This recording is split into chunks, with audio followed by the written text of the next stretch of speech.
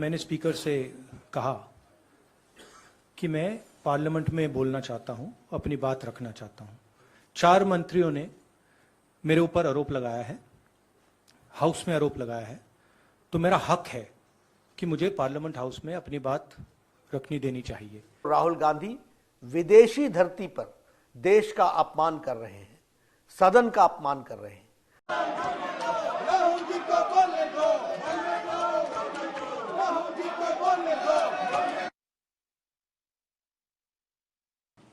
नमस्कार दोस्तों, मैं प्रशांत कौशिक संवाद इंडिया के मंच पर आप सभी का हार्दिक स्वागत करता हूं, हार्दिक अभिनंदन करता हूं, हार्दिक अभिवादन करता हूं। जैसे कि सभी जानते हैं कि संवाद इंडिया के मंच पर विभिन्न महत्वपूर्ण विषयों पर चर्चा हमेशा आपके सामने हम लेकर आते रहते हैं और आज भी इसी परिप्रेक्ष्य में संवाद इंडिया के मंच पर एक बहुत ही महत्वपूर्ण चर्चा आपके समक्ष प्रस्तुत कर रहे हैं। आज की हमारी चर्चा है संवाद इंडिया के मंच पर जिस तरह से लोकसभा में ये हवाला हफ्ता रहा है वह पूरा बाधित रहा, पूरा गतिरोध बना रहा है और बिल्कुल भी कामकाज नहीं हो पाया है संसद के अंदर। जहां सत्ता पक्ष राहुल गांधी से जो उन्होंने लंदन में अपनी जो स्पीच दी है, जो वक्तव्य दिया है, उसके संदर्भ में माफी मांगने की मांग पर अड़े हुए, वहीं जो विपक्षी दल हैं वह लगातार अडानी के मुद्दे पर सरकार को घेरने के प्रयास में हैं और वह लगातार सरकार पर और प्रधानमंत्री पर अडानी वाले विषय पर जवाब देने की मांग कर रहे हैं। तो इस तरह के दोनों जो पक्ष हैं, अपने अपने उनके दावे हैं, अपने अपना उनका पक्ष है। कोई भी पक्ष, सत्ता का पक्ष हो या विपक्ष का पक्ष हो, आपस में बैठकर चर्चा करके इस समाधान की दिशा में कोई भी बढ़ता हुआ दिखाई नहीं देता है।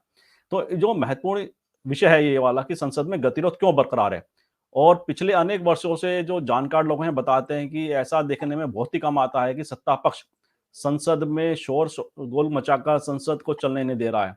तो ये जो विषय हैं बड़े महत्वपूर्ण बन जाते हैं। आखिर ऐसा क्या कारण है कि सत्ता पक्ष के द्वारा इतना शोरगुल किया जा रहा है कि सदन चलने में बड़ा मुश्किल आ रही है। तो इन सब बातों पर चर्चा करने के लिए जो हमारे साथ देश के जो वरिष्ठ पत्रकार हैं वो इस पैनल में हमारे साथ जुड़े हुए हैं। उनका परिचय मैं अपने सभी दर्शकों से करा देता हूँ। हमारे सुरजी लवारवा हैं जो कि देश के बहुत ही वरिष्ठ पत्रकार हैं और अपनी बेबाक टिप्पणियां हैं और जो निष्पक्षता के साथ जो विश्लेषण करते हैं विषय, उनके लिए बड़ी ख्याति है उनकी। मैं समाज में से बहुत बहुत स्वागत करता हूँ। साथ ही हरीश जोशी जी मेरठ से जुड़े हुए हमारे, वह भी बहुत ही वरिष्ठ पत्रकार हैं और उनकी भी जो निष्पक्षता है के साथ जो उनका सारगर्भित विश्लेषण होता है राजनीतिक विषयों को लेकर, उसके लिए बड़े उनकी ख्याति है। मैं उनका भी समाज इंडिया में बहुत बहुत स्वागत करता हूँ, बहुत बहुत अभिनंदन करता हूँ। साथ ही नेहा शुक्ला जी चंडीगढ़ से हमारे साथ इसमें जुड़ी हुई हैं। वह एक अमेरिकन चैनल है उससे जुड़ी हुई हैं और लगातार उनके राजनीतिक विषय पर एक बड़ा गहरा अध्ययन है और उनका बहुत ही अच्छा सार्थक विश्लेषण उनका रहता है। उनका भी मैं समाज मंच पर बहुत बहुत स्वागत करता हूँ, बहुत बहुत अभिनंदन करता हूँ।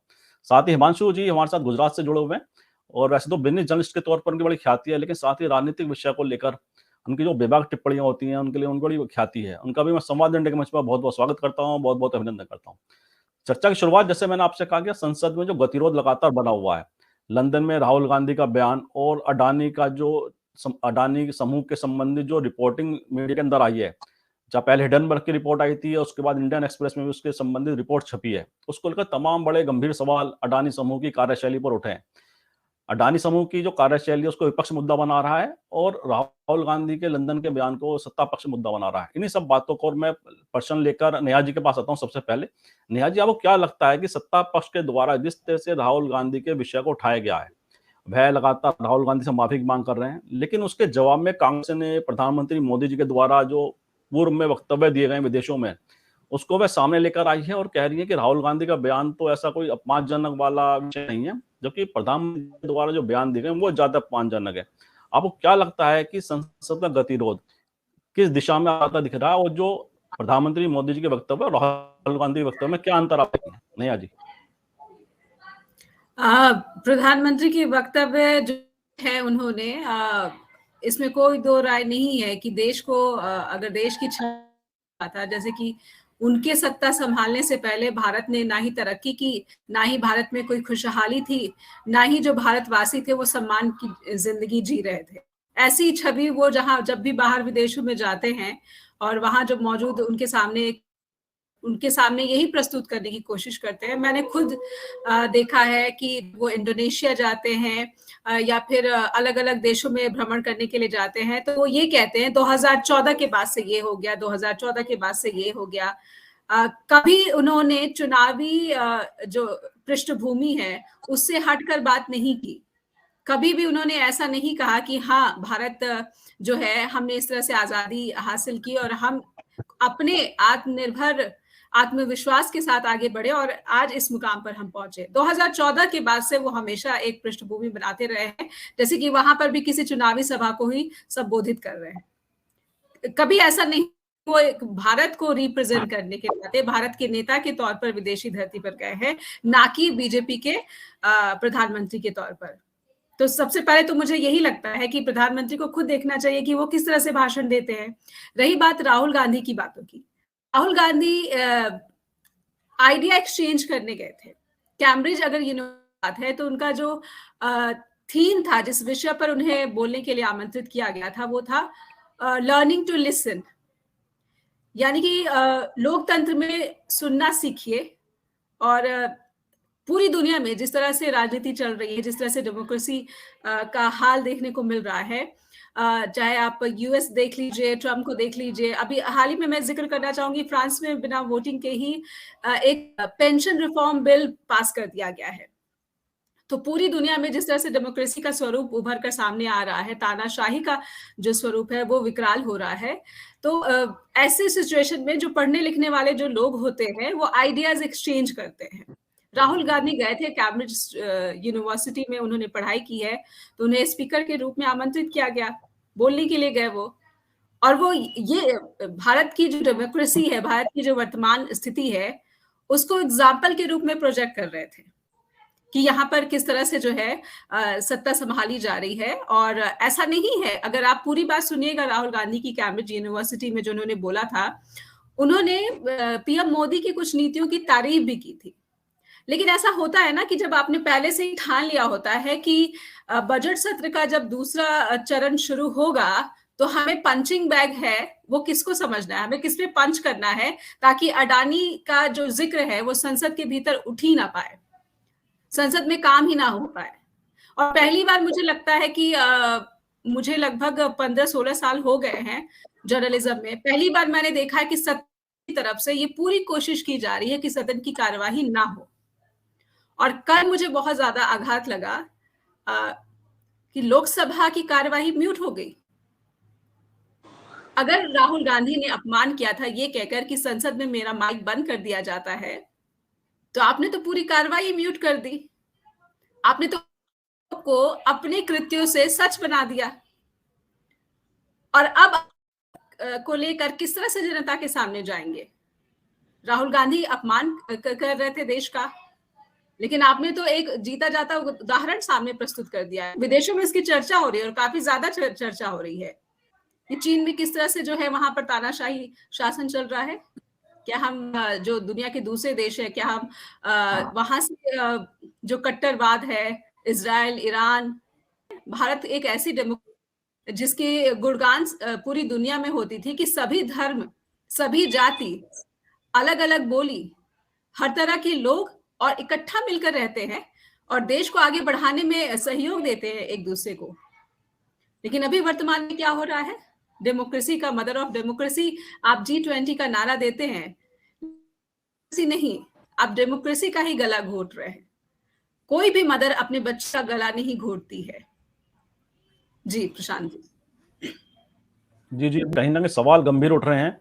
जिस तरह से कल लोकसभा के अंदर जो कार्रवाई का प्रसारण था, म्यूट हो गया था, आवाज बंद हो गई थी, इतने बड़े गंभीर सवाल। वैसे लोकसभा की तरफ से तो सचिवालय तो लगी वो तकनीकी त्रुटि थी, लेकिन सवाल तो उठते ही है। तो जिस तरह के आरोप लग रहे थे, तो हिमांशु जी के पास आते हैं। हिमांशु जी, जैसे आप भी पूरी लोकसभा की जो कार्रवाई पिछले हफ्ते की पूरी देखी आपने भी, बिल्कुल गति बना हुआ है और कांग्रेस लगातार अडानी समूह पर सवाल उठा रही है, बीजेपी को घेर रही है। अब क्या लगता है अडानी समूह के बारे में जो रिपोर्टिंग मीडिया के अंदर हुई है, क्योंकि आप अर्थव्यवस्था के जानकार हैं और आर्थिक रिपोर्टिंग आप करते रहे हैं, अब क्या लगता है कि सवालों में कुछ गंभीरता है या केवल आरोप मात्र हैं केवल ये? हिमांशु जी। नहीं, देखिए, बिल्कुल गंभीरता तो है। सवाल खाली देखिए, आप जिस तरीके से पूछे जाते थे लोकसभा में अडानी हिंडनबर्ग के मामले से पहले, महुआ मोइत्रा, सुप्रिया सुले, पी चिदम्बरम, इन सब की आप कमेंट्रीज देख लीजिए। बातें होती थी अर्थतंत्र को लेके, बातें होती थी जॉबलेस ग्रोथ को लेके, बातें होती थी कि आप अगर 3 लाख करोड़ मांग रहे हो, 3 लाख करोड़ बजटेड रिक्वायरमेंट के ऊपर, तो क्यों मांग रहे हो। बातें होती थी कि आपने कॉर्पोरेट्स को अगर टैक्स की रियायत दी है तो कॉर्पोरेट्स इन्वेस्टमेंट क्यों नहीं कर रहे, जॉब्स क्यों नहीं आ रही है, एफडीआई कहाँ से आ रहा है। तो बातें ये सब होती थी। उसके बाद अदानी हिंडनबर्ग का मामला शुरू हुआ और खास करके महुआ मोइत्रा और राहुल गांधी, हालांकि उनका बैकग्राउंड जो फाइनेंशियल स्टडीज का है, तो दोनों समझते, और महुआ मोइत्रा तो इन्वेस्टमेंट बैंकर रह चुके, तो ये पूरी निटिग्रिटीज वो समझते कि खेला कैसे होता है। तो इस वजह से वो बहुत वोकल रही हर एक मुद्दे पे, हर एक दिन, हर रोज। और कहीं ना कहीं मतलब सरकार को लगा कि ये इतना आसानी से मैनेज नहीं हो पाएगा। अदानी ने 480 पेज से ज्यादा की भी मतलब एक क्लैरिफिकेशन दी हिंडनबर्ग की रिपोर्ट को, जिसमें उन्होंने कहा कि विनोद अदानी के साथ हमारा कोई नाता नहीं है। अभी थोड़े दिनों पहले यू टर्न ले लिया, क्योंकि फोर्ब्स ने रिपोर्टिंग की, सबने रिपोर्टिंग की कि विनोद अदानी किस तरीके से शेल कंपनियां चला रहे थे, किस तरीके से वो पैसा मैनेज करते थे, और कहीं ना कहीं एक लिंक एस्टैब्लिश हुई कि वो प्रमोटर्स ग्रुप में थे। तो बाद में अदानी ग्रुप ने भी यू टर्न लिया और बोला कि हाँ भाई वो हमारे प्रमोटर्स है। तो कहीं ना कहीं मुद्दा स्ट्रांग होता हुआ दिख रहा है। आगे बात करें तो जिस तरीके से अभी सुप्रीम कोर्ट की जो समिति बनी है, उसमें अगर जांच और तहकीकात होगी, और अगर हम अश्वत्थ दामोदरन की कमेंट्रीज देखें, उनके जो 3 इंटरव्यूज जो उन्होंने करण थापर को दिया, जो उन्होंने राजदीप सरदेसाई को दिया, जो उन्होंने लता वेंकटेश को दिया, हालांकि लता वेंकटेश जिस चैनल में काम करती है वो अदानी जूथ के राइवल ग्रुप का चैनल, अंबानी जूथ का चैनल CNBC TV 18, और राजदीप सरदेसाई और करण थापर को माना जाता है कि उनका हमेशा एक एंटी मोदी स्टैंड रहता है। लेकिन इन्होंने अश्वत्थ दामोदरन की जो कमेंट्रीज है, उनका जो इंटरव्यूज है, उसमें कहीं पे भी मतलब कोई सवाल या निशान इस तरीके से खड़े नहीं कि वो एग्री हुए। और अश्वत्थ दामोदरन की कमेंट्री में ज्यादातर यही बात आ रही है कि प्राइस, हिंडनबर्ग की जो रिपोर्ट है उसमें वो मानते हैं कि ये शेल कंपनियां जो है, 38 शेल कंपनियां मॉरिशस में वो एक्टिवेट है, उसकी वजह से ये हुआ है। लेकिन अगर आप बोल रहे हैं कि प्राइस मैनिपुलेशन किया है, तो ट्रेडिंग वॉल्यूम्स नहीं दिख रहे, तो आपकी तहकीकात कहीं ना कहीं जाके उन शेल कंपनियों पे रुकेगी, क्योंकि आपके पास ट्रेडिंग वॉल्यूम्स नहीं है, ना ही एक्सचेंजेस के उस तरीके से मतलब कुछ इंटरफेरेंसेस है कि भाई ट्रेडिंग वॉल्यूम है या नहीं है उस मामले को लेके। और दूसरा उन्होंने कहा है कि ये ज्यादातर प्राइस बढ़ी है इनकी, वो बेसिकली FII बाइंग की वजह से बढ़ी है, क्योंकि FII जो है वो कुछ स्टडी किए बिना, मतलब वहां से बैठा कोई बंदा हांगकांग या सिंगापुर से बोलता है इंडिया में कि इंडिया में क्या चल रहा है, क्या खरीदे क्या ना खरीदे, तो किसी ने बोला होगा अदानी खरीद लो, तो इस वजह से हुआ है। तो मुद्दा कहीं ना कहीं कसता हुआ दिख रहा है विनोद अदानी पे, विनोद अदानी के द्वारा चलाई जाती शेल कंपनीज के बारे में। और कहीं ना कहीं विनोद अदानी के पास लगता है, मुझे ऐसा, मेरे पास कोई पुख्ता एविडेंस नहीं है, पर जो बातें मैं पढ़ रहा हूँ, जो कमेंट्रीज में पढ़ रहा हूँ वेस्टर्न मीडिया में, इंडियन मीडिया में, एक्सप्रेस की जो रिपोर्ट पढ़ रहा हूँ, उसका जो पूरा समझाया गया है कैसे वो शेल कंपनियां, क्योंकि टेक्निकली उस मुद्दे में नहीं जाऊंगा क्योंकि आपके दर्शकों को समझाना थोड़ा वो रहेगा, तो किस तरीके से शेल कंपनीज ऑपरेट होती थी, किस तरीके से एक कंपनी दूसरे कंपनी की मालिक थी और कैसे पैसा घूमता था। तो कहीं ना कहीं विनोद अदानी के पास शायद कुछ ऐसे दस्तावेज या ऐसी कुछ एंट्रीज है जिसमें किसका पैसा वो घुमा रहे हैं शेल कंपनीज के जरिए, और भारत में से क्या पैसा वो बाहर जा रहा है और वापस भारत में आ रहा है। तो ये सब चीजों को लेके बिल्कुल बात मतलब ऐसे आ गई है कि राहुल गांधी को कैम्ब्रिज वाले लेक्चर में माफी मांगनी चाहिए। कैम्ब्रिज वाला आप लेक्चर देख लीजिए, एल्विन टफलर की एक जमाने में जो नॉवेल्स आई थी, थर्ड वेव पावर शिफ्ट और फ्यूचर शॉक्स, वैसी फ्यूचरोलॉजी की बात राहुल गांधी ने की है। कहीं उन्होंने भारत को नहीं कोसा है। उन्होंने कहा है कि जिस तरीके से ट्राइपोलर वर्ल्ड बन रहा है, यूएस एक तरफ रशिया एक तरफ चाइना, उसमें किस तरीके से इंफॉर्मेशन फास्ट ट्रैवल करेगी, और अगर गलत इंफॉर्मेशन फास्ट ट्रैवल करती है और इम्पैक्ट करती है आपकी डेमोक्रेसीज को, तो आपको उसके सामने एक रिस्पॉन्स मैकेनिज्म क्रिएट करना पड़ेगा। इसके अलावा कोई उन्होंने भारत के बारे में कोई ऐसी बात तो की नहीं है। लेकिन मुद्दा कहीं ना कहीं इस तरीके से तूर पकड़ रहा है, क्योंकि ये राहुल गांधी और महुआ मोइत्रा जिस तरीके से क्वेश्चंस कर रहे हैं अदानी को लेके, तो मुद्दा उस तरीके से जा रहा है। बाकी मोदी स्टाइल ऑफ पॉलिटिक्स में ये एक स्लिपिंग पॉइंट अगर देखना चाहते हैं कि मान लीजिए कि वो संसद की कार्यवाही नहीं होने देंगे, म्यूट कर देंगे, या मतलब तकनीकी खराबी है तो म्यूट माइक हो गया, ऐसा करके करेंगे, तो उनको लगता है कि कांग्रेस से कहीं से कोई ऐसा स्टेटमेंट आ जाए जो मोदी के फेवर में हो, जैसे मौत का सौदागर है या चौकीदार चोर है। लेकिन राहुल गांधी ने कहा है कि चौकीदार चोर है की वजह के बजाय ये जो अदानी वाला कैंपेन है वो पब्लिक में एकदम तूर पकड़ रहा है। और अगर आप देखने जाएंगे तो एक तरफ भारत सरकार बात करती है प्रगति की, भारत सरकार बात करती है ग्रोथ की, कंट्री की, तो वो शाइनिंग इंडिया जैसी मूवमेंट आ गई है। और एक तरफ ये अदानी का जो मामला है वो बोफोर्स जैसा है। तो 2024 के पहले का मुझे जो पॉलिटिकल कॉम्बिनेशन दिख रहा है, मुझे जो डेंजरस कॉकटेल लग रहा है जिसको ये गवर्नमेंट कैसे एड्रेस करेगी, ये कॉकटेल मुझे लगता है कहीं ना कहीं शाइनिंग इंडिया कैंपेन और बोफोर्स वाला जो मामला था, उस समय जो पॉलिटिकल हालात थे, मेरे ख्याल से सुनील कुमार जी भी उसके ऊपर ज्यादा बात कर पाएंगे। तो मुझे लगता है ये ऐसी गंभीर परिस्थिति पे आके खड़ा है कि जहां से आप अभी सरकार क्या करेगी, कैसे इसका मतलब जवाब देगी, क्या देगी। और आज तो एक बड़ी खबर अभी अभी आई जो मैंने पढ़ी, आई थिंक नेहा जी भी मानेंगी उस खबर को, कि पंजाब में कुछ कल तक 12 बजे तक इंटरनेट बंद कर दिया जाने वाला है, क्योंकि वहां पे जिस तरीके से वो खालिस्तान समर्थक ग्रुप का जो मामला खड़ा हुआ है, तो मुद्दे हैं डाइवर्ट करने के लिए, लेकिन जिस मुद्दे पे सवाल किया जाता है उस मुद्दे का जवाब देने की कहीं पे मुझे कोई संभावना, शक्यताएं नहीं दिख रही। हालांकि सुप्रीम कोर्ट की कमेटी जिस लोगों की बनाई गई है, जो कि जिनके पास कॉर्पोरेट गवर्नेंस का एक्सपीरियंस है, जिनके पास बैंकिंग का एक्सपीरियंस है, अच्छी अच्छी कंपनी, मतलब नंदन नीलेकनी जैसे इंसान के पास कॉर्पोरेट गवर्नेंस, एक अच्छी कंपनी चलाने का तजुर्बा है। बैंकिंग क्षेत्र से आपके पास ओपी भट्ट है, केवी कामत साहब है, और बाकी के जो बंदे हैं जो मतलब साइबर और लॉज और जर्नलिज्म को लेके मतलब वहां से आए, तो ये 4 लोगों की कमेटी को एक इम्पीकेबल रिपोर्ट देना ये सबसे बड़ी प्रेशर पॉइंट बात है। और ऐसे में जिस तरीके की खबरें आ रही है, जो हंगामा मच रहा है, तो कहीं ना कहीं ये कैसे आएगी रिपोर्ट, उसके ऊपर सुप्रीम कोर्ट क्या कार्रवाई करेगी, उसके ऊपर सेबी क्या कार्रवाई करेगी, और ये सरकार कहीं ना कहीं एक निगोशिएटिंग टेबल पे आते हुए दिख रही है, क्योंकि इंटरनेशनल प्रेशर भी बढ़ रहा है। इंटरनेशनल मीडिया की कमेंट्रीज प्योरली ये है कि भारत में इंफ्रास्ट्रक्चर में बहुत सारी अपॉर्चुनिटीज है, लेकिन कॉर्पोरेट गवर्नेंस के मुद्दे को लेकर सरकार को क्लीन आना पड़ेगा। तो क्या बहुराष्ट्रीय कंपनियां भी इंफ्रास्ट्रक्चर के बिजनेस में आना चाहती है? जो जी हाँ, बिल्कुल आना चाहती है, लेकिन बात यहीं पे आके अटकती है कि आपका कॉर्पोरेट गवर्नेंस का जो स्ट्रक्चर है, अगर आप बोलते हैं अदानी के साथ ही धंधा कीजिए, तो वो कॉर्पोरेट गवर्नेंस का स्ट्रक्चर आपको एकदम मतलब नीट एंड क्लीन ले जाना पड़ेगा। लेकिन उसमें कॉर्पोरेट क्षेत्र में क्या समस्या आ रही है कि 38 शेल कंपनीज जो अदानी ग्रुप की मॉरिशस में लिस्टेड है, उसका अगर चिट्ठा खुलता है तो ऐसी 6300 कंपनियां मॉरिशस में, उसका भी चिट्ठा खुलेगा। और कॉर्पोरेट जगत इस मुद्दे को लेकर कहीं ना कहीं सट्टे में है कि ये अगर बातें बाहर आती है तो मुझे लगता है और भी पॉलिटिकल टेम्परेचर और जो राजकीय गर्मी है आने वाले दिनों में, वैसे गर्मी के दिन शुरू हो गए, लेकिन राजकीय जो वातावरण बनेगा इस देश में, मुझे लगता है बहुत ही 2024 तक बहुत ही जिसको बोले कॉम्पिटिटिव, और सरकार इसको कैसे हैंडल करेगी, यही सबसे बड़ी बात हो जाती है फिलहाल। जी, बड़ी गंभीर आपने बात बताया कि वो जो आपने इस तरह से विश्लेषण किया शेल कंपनियों के बारे में, उसने बड़े गंभीर सवाल तो सबके सामने रखे हैं। और जिस तरह से आपने बताया कि बहुत बड़ा आंकड़ा आपने बताया कि मॉरिशस में ऑपरेट कर रहा शेल कंपनियों का, तो अगर खुलता है तो देश की राजनीति में भूचाल आने की संभावना है। मतलब नेहा जी, मतलब एक तरफ ऐसे क्लेम्स किए जाते हैं कि भारत में जितनी खोखा या शेल कंपनियां थी वो हमने बंद कर दी है, लेकिन जो टैक्स हेवंस में जो कंपनियां चल रही है वो मुझे लगता है वैसी की वैसी चल रही है, और आप उसको कैसे हैंडल करेंगे, ये मुझे लगता है सबसे बड़ी समस्या है। जी जी जी, मैं अब हरी जी के पास आता हूँ। हरी जी, जैसा आपने सुना हिमांशु जी को, नेहा जी को भी, और हिमांशु जी ने, क्योंकि मैंने बीच में लिया हूं ना कि पूरी जो अडानी समूह के ऊपर जो सवाल उठ रहे हैं उसके बारे में बड़ा विश्लेषण उन्होंने बताया कि क्या विषय है, क्यों इतने गंभीर सवाल उठ रहे हैं। राजनीतिक अगर पॉइंट बात करें कि अडानी समूह का जो विवाद है, क्या वो मोदी सरकार के माथे पर चिपक गया है?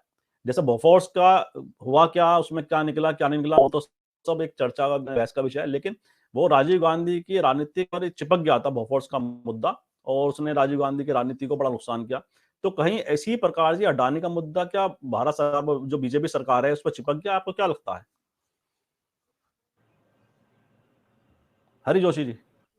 जी, देखिए, ऐसा है कि अडानी साहब जो हैं वो एक कमजोर नस हैं, और विपक्ष इस बात को समझ गया है। राहुल गांधी ने बहुत सलीके से उस नस को दबा दिया है। महुआ मोइत्रा उसमें एक्सपर्ट हैं, और अब ये मुद्दा दूसरे लोग भी, आज मैं संजय सिंह की आप पार्टी के हैं प्रेस कॉन्फ्रेंस सुन रहा था, तो उन्होंने भी एक तरीके से ललकारा है, और वो सीधा सीधा मामला जो है वो अब ये हो गया है कि अडानी का नाम कांग्रेस के प्रवक्ता जो हैं वो मुडानी ले रहे हैं। मोदी और अडानी की संधि करके एक मुडानी, एक नया उन्होंने बना दिया है।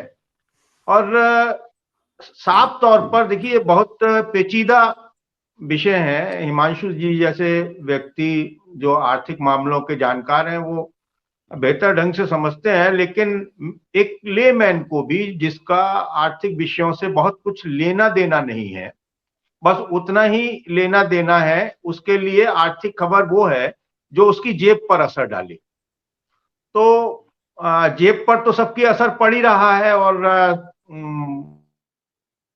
जेब में छेद हो चुका है। लोगों की आमदनी नहीं है और इतने लोगों को मुफ्त में अनाज देना पड़ रहा है, यानी वो गरीबी की रेखा से नीचे आ गए हैं, ये तो सरकार ही मान रही है। तो ये जो हालात पैदा हुए हैं, ये उसकी वजह क्या है? एक तरफ LIC है, SBI है, बहुत सारे हैं। मॉरिशस की बात है कि मॉरिशस से शेल कंपनियों से पैसा आता था।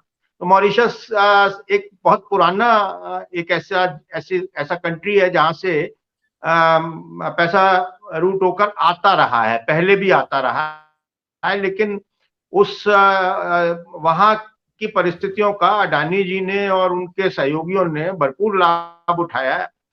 और हिंडनबर्ग की रिपोर्ट के बाद जिस तरह से मार्केट क्रैश हुआ और अडानी पर सवाल ज्यादा मुखरता के साथ उठे, बल मिला राहुल गांधी के आरोपों को, महुआ मित्रा के आरोपों को, उसमें अभी तो ये है कि मामला चिपका हुआ है। अगर ये मामला भारतीय जनता पार्टी या सत्ताधारी दल या खास तौर से उसमें भी स्पेसिफिक हो तो मोदी जी के साथ न चिपका हुआ हो, तो ऐसा नहीं हो सकता था कि संसद को ठप करा दिया जाता। मुझे याद नहीं आता है कि आजादी के बाद से अब तक किसी सरकार ने संसद ना चलने दी हो। सरकार तो ये चाहती है संसद चले और विपक्ष गतिरोध पैदा करता है। ये एक स्वाभाविक है कि विपक्ष की भूमिका है, वो गतिरोध पैदा करता है क्योंकि उसकी बात नहीं सुनी जाती, वो अपनी बात उठाना चाहता है, उस मुद्दे पर नहीं बोलने दिया जाता तो वो हंगामा करता है, शोर करता है, सदन स्थगित होता है। लेकिन इस बार तो उल्टा हो रहा है। इस बार सत्ताधारी दल जो है, हालांकि उसका मूल चरित्र जो है वो आज भी मुझे ऐसा लगता है विपक्षी दल वाला ही है, सत्ता पक्ष वाला उसका मूल चरित्र मुझे अक्सर भ्रमित करता है कि ये विपक्ष में है या सत्ता में है, जिस तरह की उनकी कार्यशैली है। तो वो सत्ता पक्ष उसे संसद में गतिरोध कायम किए हुए है, संसद नहीं चलने दे रहे हैं। और आज अमित शाह जी कह रहे हैं कि वो हमसे आकर बात करें तो संसद चले, वो तो प्रेस से बात कर रहे हैं, प्रेस के सामने बोल रहे हैं। ऐसा आज अमित शाह जी ने कहा कि गतिरोध जो है वो विपक्ष की तरफ से है। आम आदमी समझ रहा है चीजों को, बहुत अच्छी तरह से समझ रहा है, और चीजें इतनी नहीं है, अभी चीजें और उभरेंगी।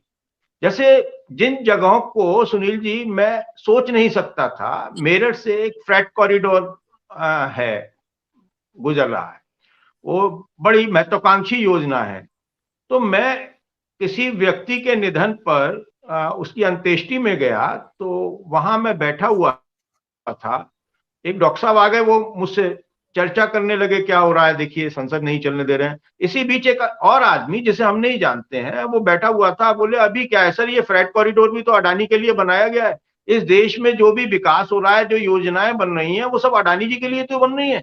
मैंने कहा उससे क्या लेना देना? बोले भाई पंजाब में उनके साथ ज्यादातर गोडाउन है और वहां से उनका माल आना है, उसके लिए एक अलग से कॉरिडोर बनाया जा रहा है, फ्रेट कॉरिडोर बनाया जा रहा है, लगभग वो कंप्लीट होने को है।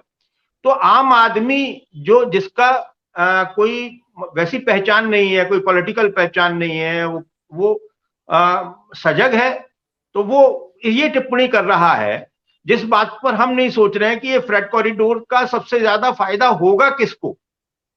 तो ये इस तरह की बातें अभी और निकल कर आएंगी और 2024 लगातार धीरे धीरे नहीं बल्कि बहुत तेजी के साथ में पास आता जा रहा है। मोदी जी के लिए, भारतीय जनता पार्टी के लिए सबसे मुफीद मुद्दा ये है कि उनका जो मुख्य सामना हो जिस विपक्षी दल से, उसका नेतृत्व राहुल गांधी कर रहे हों, सीधे सीधे प्रधानमंत्री पद के उम्मीदवार हों, तो एक उनसे आसान हो जाएगा। वो ऐसा पहले सोचा करते थे, अब सोचते हैं नहीं सोचते, बात अलग है।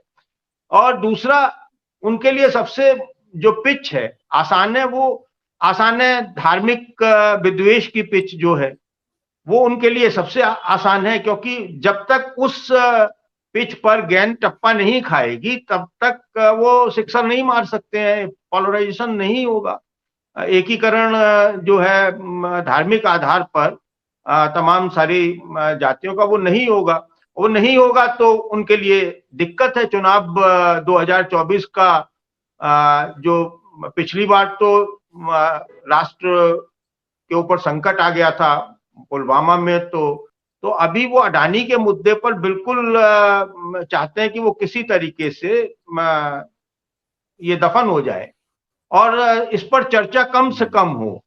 तो संसद वो नहीं चलने देना चाहते हैं और तरह तरह के वही उन्होंने लंदन में भारत का अपमान किया है। अब भारत का अपमान, भारत इतनी वैसी देश नहीं है कि जिसका कोई एक व्यक्ति, वो चाहे मोदी जी हो चाहे राहुल जी हो, वो जाकर विदेशी धरती पर ये कह दें तो उसका अपमान हो जाए, ऐसा नहीं है। बड़ा बड़ा गौरवशाली परंपरा वाला देश है और अब ये इंटरनेट वाला युग है जिसमें ग्लोबल मामले हैं। आप यहाँ पर छींक मारते हैं तो वो 7 समंदर पार तमाम देशों में सुनाई देती है। तो वहां उन्होंने क्या कहा क्या नहीं कहा, ये भी, इस बात को भी आप अगर हम रहने दें तो इस बात पर, ऐसी बात जो राहुल गांधी से ज्यादा खराब बातें खुद भारतीय जनता पार्टी के लोग और स्वयं मोदी जी करते रहे हैं, सब जानते हैं उन्होंने क्या नहीं कहा है। और महिलाओं के अपमान में अभी भी महुआ मोइत्रा के लिए एक सांसद ने जो टिप्पणी की है वो बेहद शर्मनाक है। तो माफी किसे मांगनी चाहिए ये पूरा देश जानता है। भाई माफी राहुल गांधी मांगे या माफी वो लोग मांगे जो महिलाओं का अपमान करते रहे, जिन्हें जो सोनिया गांधी का जिन शब्दों में अपमान करते रहे हैं वो शब्द दोहराने में मुझे शर्म महसूस होती है किसी भी महिला के लिए। और इनका जो चाल चरित्र चेहरा है वो सबके सामने अब धीरे धीरे उजागर हो चुका है। अब संसद को ना चलने देना उसी शर्म का भी हिस्सा है और ये है कि बस दबा दो कुचल दो, ये एक नीति होती है जो तानाशाह प्रवृत्ति के लोग होते हैं, उनकी नीति होती है कि वो किसी का विरोध बर्दाश्त नहीं कर सकते। और सच बात यह है कि मोदी जी को विपक्षी दल नहीं चाहिए, वो विपक्ष मुक्त भारत चाहते हैं। वो कांग्रेस मुक्त भारत भी नहीं चाहते हैं, वो विपक्ष मुक्त भारत चाहते हैं। और विपक्ष में भी कुछ ऐसे दल हैं जिनको वो जानते हैं कि वो उनके इशारे पर कुछ ना कुछ ऐसा करते रहेंगे कि चर्चा उधर की तरफ खिसक जाए। तो अभी थोड़े दिनों में आप देखेंगे कि कुछ चीजें और बदलेंगी। बाकी सुनील जी विद्वान हैं, मेरे सीनियर हैं, बैठे हुए हैं, वो ज्यादा अच्छी तरह से बता पाएंगे। सुनील जी के पास ही आता हूँ। और सुनील जी साहब ने सुना, हरी जी ने बड़े विस्तार से पूरा विश्लेषण किया संसद के गतिरोध को। तो आपको क्या लगता है कि जो अडानी का मुद्दा है कि उससे बचने की सरकार लगातार राहुल गांधी पर हमलावर है? बीजेपी के जो बड़े नेता हैं, चाहे राष्ट्रीय अध्यक्ष हैं या उनके कैबिनेट के मंत्री हैं, लगातार राहुल गांधी की बात कर रहे हैं। तो उस मुद्दे को मोड़ने की कोशिश है, डाइवर्ट करने की कोशिश है। और जैसे मैंने कहा था कि क्या ये बोफोर्स की तरह बीजेपी सरकार पर चिपक गया अडानी का मुद्दा? और अगर हम एक विषय और जोड़ता हूँ इसमें कि अगर हम राजीव गांधी के कार्यकाल की बात करें, 400 से ज्यादा उन पे सांसद थे और ऐसा बहुमत मतलब लोकसभा में किसी का नहीं रहा। उसके बावजूद भी उन्होंने जेपीसी गठित की थी और एक मतलब जो प्रक्रिया थी सांसदों की मांग की, उसको उन्होंने पूरा किया था। तो ऐसे में क्या बहुमत वाली सरकार जब पूर्व में भी जेपीसी गठित करती रही हैं, तो वर्तमान सरकार को भी जो संसद सदस्य हैं उनके जो आरोप हैं या उनके जो शंकाएं उनके मन में है, उसका निवारण करने के लिए जेपीसी गठित कर देनी चाहिए? क्या लगता है आपको? प्रशांत जी धन्यवाद। निश्चित रूप से अगर संसद में यह बात उठ रही है, देश के कोने में बात उठ रही है कि अडानी के मामले पर जेपीसी का गठन होना चाहिए, तो सरकार को सकारात्मक रूप से इसका जवाब देना चाहिए था। लेकिन मुख्य समस्या यही है कि जेपीसी को स्वीकार करना इस सरकार के लिए बहुत कठिन है। कठिन इसलिए है कि आपने जो बोफोर्स की आपने बात कही, बोफोर्स की बात क्यों चिपक गई थी कि बोफोर्स का मुद्दा देश के राष्ट्रीय सुरक्षा से जुड़ा हुआ था। सामान्य तरह के घोटाले और इस तरह की चीजों पे जो उसका उतना असर नहीं होता, और अन्य मामलों को भी आप देख लिए, कई तरह के भ्रष्टाचार के आरोप लगे। लेकिन जो बोफोर्स का मुद्दा इसलिए हुआ, बाद में हालांकि गलत साबित हुआ, इससे चिपक गया था कि ये लगने लगा कि सरकार देश के सुरक्षा के साथ घालमेल कर रही है, उसके साथ समझौते कर रही है। उसी तरह से अडानी का जो इशू है, इसमें ये बात आ रही है कि देश की सरकार जो सामान्य निवेशक है, जो देश की आम जनता है, उसके आर्थिक हितों की अवहेलना कर रही है। वह एक उद्योगपति के साथ खड़ी है, जो उद्योगपति तमाम नियमों कानूनों को धत्ता बता करके अपने शेयरों की मनमाने तरीके से कीमतें बढ़ाता रहा। एक ऐसा उद्योगपति जिसका साम्राज्य बढ़ने से न तो रोजगार बढ़ा, न तो रोजगार के अवसर बढ़े और न ही राजस्व बढ़ा देश का। और ऐसे उद्योगपति को यह सरकार संरक्षण देती रही, जो हिंडनबर्ग की रिपोर्ट के आने के बाद इस तरह का माहौल बनने लगा। और सरकार की जो चुप्पी है, लगातार चुप्पी, बल्कि अब पिछले दिनों केंद्रीय वित्त मंत्री ने कहा कि इसमें किसी जांच की आवश्यकता नहीं है। इससे ये आरोप और ज्यादा पुष्ट होते चले गए। जो संसद का गतिरोध है, आप बिल्कुल सही कर रहे हैं कि संसद चलाने की जिम्मेदारी सरकार की होती है। संसद की कार्रवाई सुचारू रूप से चलती रहे, इसकी जिम्मेदारी सरकार के ऊपर है। अगर विपक्ष के साथ कोई गतिरोध बना हुआ है तो उस गतिरोध को दूर करने की जिम्मेदारी सरकार की होती है। लेकिन सरकार चाहती नहीं है कि अडानी के मुद्दे पर संसद में कोई बात हो। अब यह कोई अनायास नहीं, इस तरह का ऑब्जर्वेशन है। अडानी के मुद्दे पर राहुल गांधी ने जो संसद में भाषण दिया था लोकसभा में, उसमें से तमाम चीजों को डिलीट कर दिया गया, एग्जाम कर दिया गया उनके भाषण से, उसको अभिलेख से हटा दिया गया। तो उससे ही आपको ये प्रतीत होता है कि सरकार नहीं चाहती है कि अडानी के मुद्दे पर एक बहस हो और विपक्ष की ओर से तमाम तरह के हमले हों और तमाम तरह की बात उठाई जाए। लेकिन इससे बात बनती नहीं है। अगर ऐसा नहीं है कि अगर संसद में कोई बात नहीं कही जाएगी, लोकसभा में और राज्यसभा में अगर आप इस पर चर्चा नहीं होने देंगे तो लोगों को इसकी जानकारी नहीं होगी। इसकी जानकारी आज तकनीक के दौर में सूचनाओं को आप रोक नहीं सकते हैं। और अगर आप आलोचना सुनने के लिए तैयार नहीं है, विपक्षी बात सुनने के लिए तैयार नहीं है, तो आप लोकतांत्रिक मूल्यों का अवमूल्यन कर रहे हैं, लोकतांत्रिक मूल्यों का हनन कर रहे हैं, लोकतांत्रिक संस्थाओं का अपमान कर रहे हैं। और आप उसी संसद की कार्रवाई न करके, चलने न दे करके, विपक्ष के सवालों का जवाब न दे करके जो राहुल गांधी ने आरोप लगाया है कि संसद में हमें बोलने नहीं दिया जाता, इस आरोप की आप पुष्टि कर रहे हैं। अगर उनका ये आरोप है कि हमारी लोकतांत्रिक संस्थाएं कमजोर हो रही हैं, तो इस आरोप की आप पुष्टि कर रहे हैं। संसद लोकतंत्र की प्रतिनिधि है, उसकी गतिविधियां लोकतांत्रिक प्रक्रियाओं की प्रतिनिधि है। अगर संसद की कार्रवाई ठप है, अन्य को लोकतांत्रिक गतिविधियां ठप है। लोकतंत्र का मतलब किसी सरकार का चुना जाना नहीं होता कि सरकार चुन ली गई बस लोकतंत्र हो गया। केवल इतना ही मात्र नहीं है, वह सरकार लोकतांत्रिक तरीके से काम भी करे, लोगों की बातों को सुने। अगर आलोचना हो रही है, आलोचक है, विपक्षी हैं, उनको भी वो स्थान दे, उनको भी वो ताकत दे। अगर आप इसका सम्मान नहीं कर सकते हैं तो आप कुछ भी हो सकते हैं, लोकतांत्रिक नहीं हो सकते। स्थितियां ये हो गई हैं। दूसरी चीज, आपका ये कहना है कि राहुल गांधी ने लंदन में जाकर के देश का अपमान कर दिया। क्या अपमान किया? कि उन्होंने विदेशी शक्तियों को देश में हस्तक्षेप करने की अपील की। कहां की?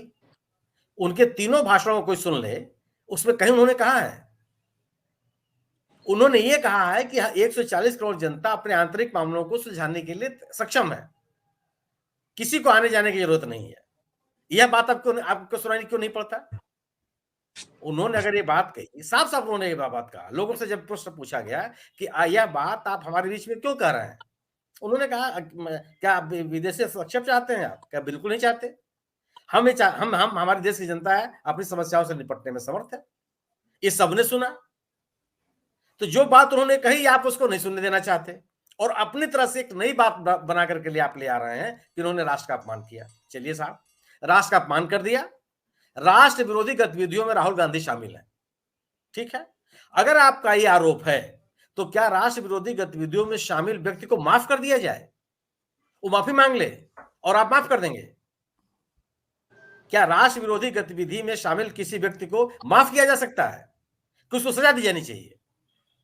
तो गोया कि जो आप आरोप लगा रहे हैं कि राष्ट्र विरोधी गतिविधियों में शामिल हैं, वो सही नहीं है। वो आप केवल बात की बात बना रहे हैं आप। और या जो आप यह बात कर रहे हैं कि माफी मांग ले, इस पे आप गंभीर नहीं है। एक बेवजह का एक जो मुद्दा नहीं है उसको मुद्दा बना करके आप संसद की कार्रवाई को प्रभावित करना चाहते हैं। आप किस जगह पर राहुल गांधी ने इस बात को कहा? दूसरी चीज कि सरकार, राहुल गांधी ने भारत देश के बारे में तो कुछ कहा नहीं अपने भाषणों में। इस देश के नागरिकों के बारे में कोई बात नहीं कही, लोगों की प्रवृत्तियों के बारे में कुछ नहीं कहा, देश की ताकत के बारे में कोई नेगेटिव बात नहीं कही, सरकार की आलोचना की। तो क्या सरकार की आलोचना देश की आलोचना होती है? एक नई परिभाषा चलेगी। अगर सरकार की आलोचना देश की आलोचना के रूप में आप उसको परिभाषित करेंगे तो फिर लोकतंत्र कहां बचेगा? फिर किस तो हर आलोचना देश की आलोचना हो गई। और जब देश की आलोचना होगी तो कहेंगे साहब आप देश की आलोचना कर रहे हैं, गोया कि आप सरकार की आलोचना मत कीजिए।